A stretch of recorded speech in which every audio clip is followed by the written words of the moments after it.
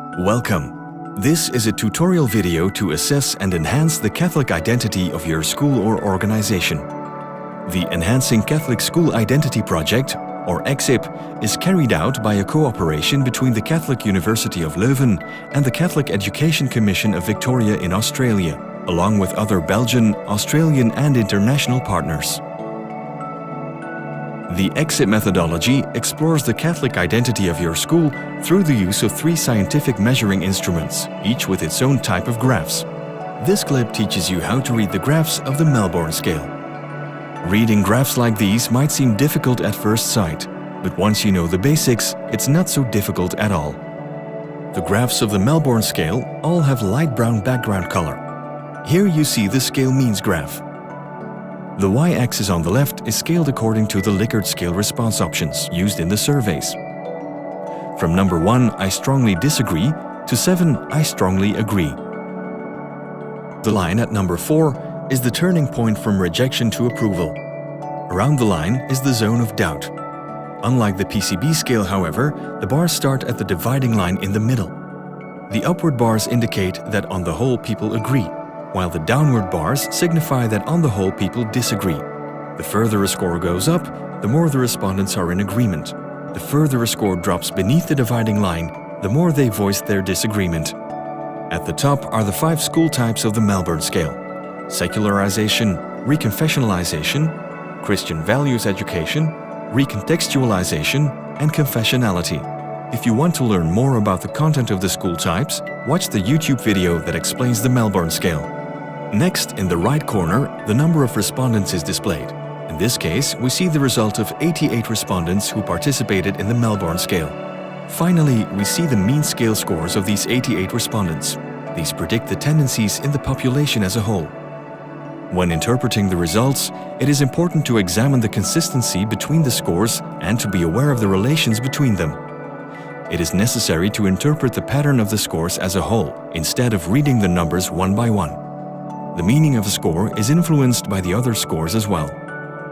Instead of putting people in boxes, every respondent gives a score for every type and contributes to the entire pattern. Merging the scores of a whole group results in a constellation of tendencies. The art is to interpret these as a whole. Another difference with the PCB scale is the dual measurement level used by the Melbourne Scale. The scores on the factual level are displayed in blue. The bars that show the scores on the normative level are green. The blue bars indicate how the school's Catholic identity takes shape today.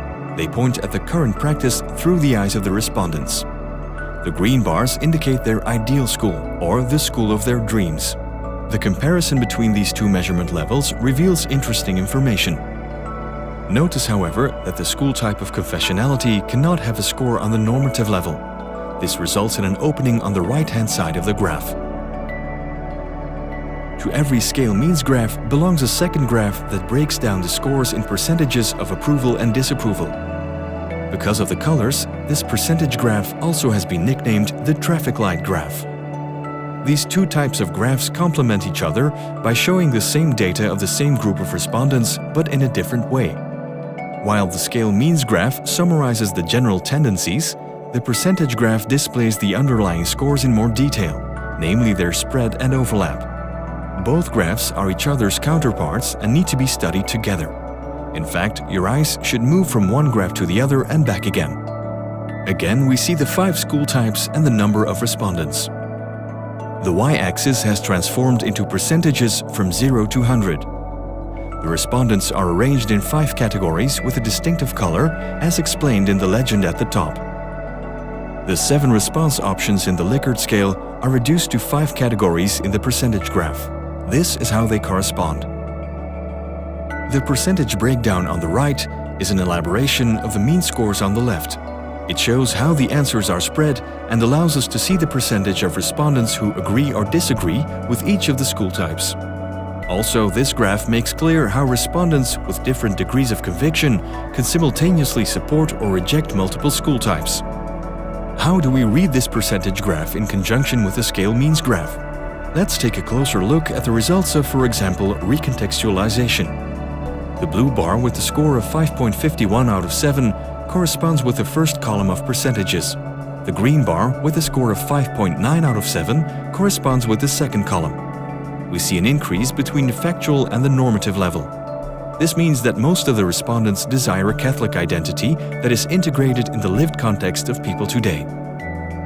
The small positive score on reconfessionalization reveals that the respondents don't wish to let go of certain valuable aspects of their faith tradition. Not surprisingly, these people don't want their school to secularize or lose its Catholic character.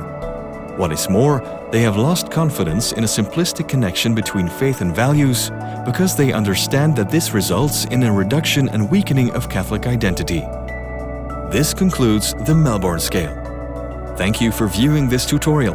For more information, surf to schoolidentity.net and check out the other ECSIP manuals and tutorial videos.